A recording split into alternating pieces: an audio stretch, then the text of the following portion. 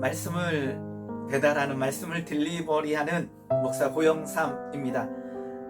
지금까지 우리가 창세기 앞부분의 말씀을 가지고 좀 나눴었는데요. 오늘은 이제 다윗 이야기를 가지고 좀 나눠보려고 합니다.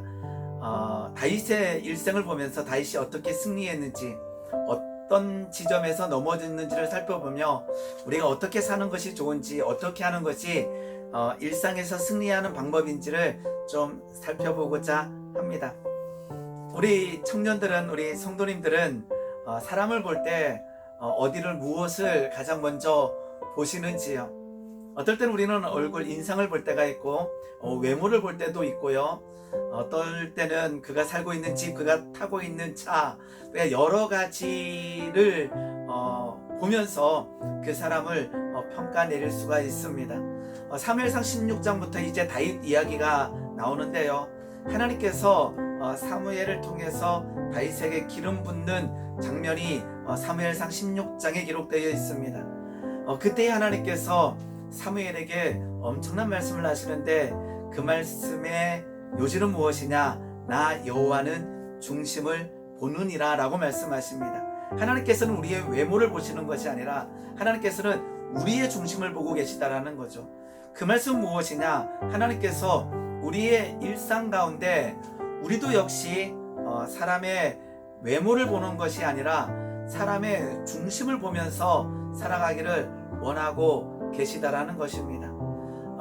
이스라엘의 첫 번째 왕은 사울입니다. 그런데 사울이 하나님의 말씀을 순종하지 않으면서 하나님께서 이제 사울을 제하시고 이제 두 번째 왕을 택해 나가시는 과정 가운데 다윗을 선택하게 되지요. 그리고는 그 이새의 아들 다윗에게 사무엘을 통해서 기름을 붓습니다. 이제 사무엘이 이제 이새의 가정에 가서 그 이새의 아들들을 다 초청하는데요. 제일 먼저 누가 오냐 그러게 되면 이제 기름 붓는 장면에서 이제 엘리압이 지나가게 됩니다. 그때 사무엘이 이제 엘리압의 외모를 보고, 맞아, 내가 엘리압에게 기름을 붓고 이제 하나님의 사명을 감당해야 했는데 하나님께서 그러하지 말라라는 거예요. 아니라는 거죠. 그러면서 하나님께서 이제 사무엘에게 말씀하실 때에 이렇게 말씀하시죠. 그의 외모와 키를 보지 말라. 얼마나 은혜되는 말씀인지 모릅니다. 키를 보지 말라 그러는 거예요. 그의 외모와 키를 보지 말라.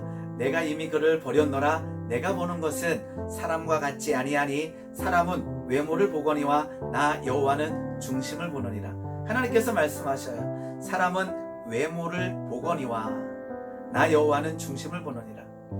오늘 이 말씀을 우리가 묵상하면서 읊조리면서 우리가 어떨 때는요, 사람들이 나의 외모를 보면서 우리가 위축될 때도 있고 어떨 때는 열등감에 빠질 때도 있습니다.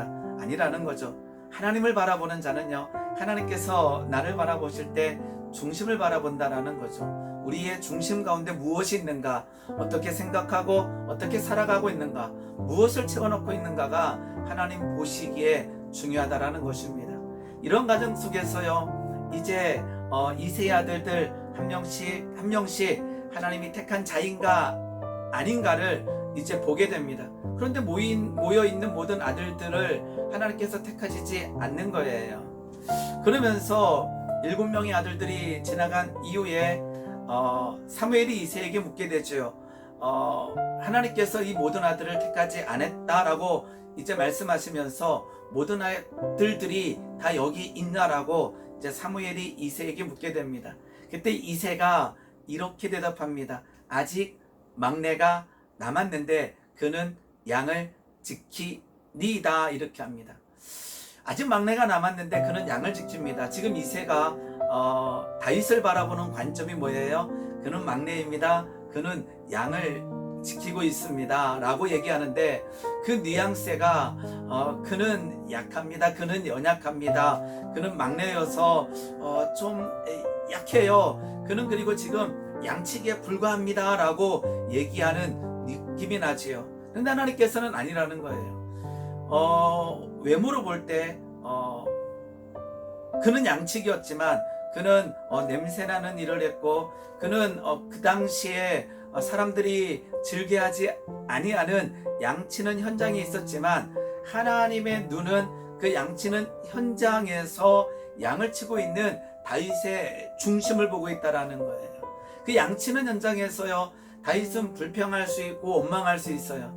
다른 영들은 양을 치지 않는데 왜 나는 양을 쳐야 되느냐, 나는 왜 냄새나는 일을 해야 되느냐, 나는 왜 들판에 있어야 되느냐라고 참 많은 원망과 불평을 할 수 있는 그 현장에서 다윗이 무엇을 했을까요? 다윗의 훈련은 그곳에서 많이 훈련되어집니다. 나중에 이제 골리앗과 전쟁할 때 보게 되면 그 양치는 현장에서 엄청난 일들이 일어났다라는 그 고백을 하게 되지요.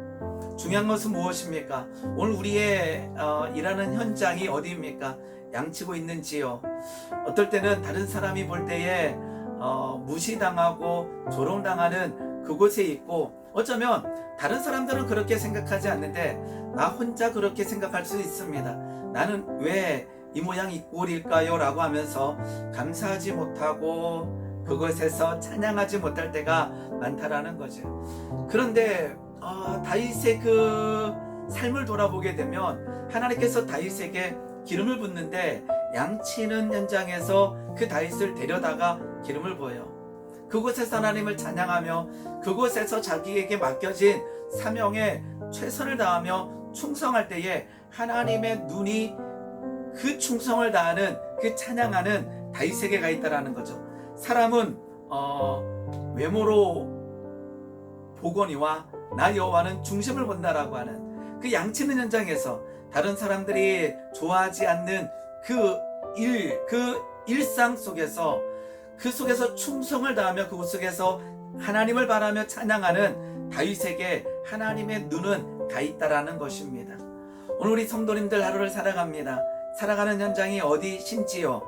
그렇지만 그곳이 양치는 현장, 어떨 때는요 참 힘겨운 현장이지만 그곳에서 감사하며 그곳에서 찬양할 때 하나님의 눈은 그곳에서 감사하고 찬양하는 그 사람에게 하늘의 복과 하늘의 생명과 은혜를 허락하여 주실 줄 믿습니다. 오늘 하루도 하나님의 은혜와 평강을 누리는 주의 백성 되기를 예수님의 이름으로 소망합니다.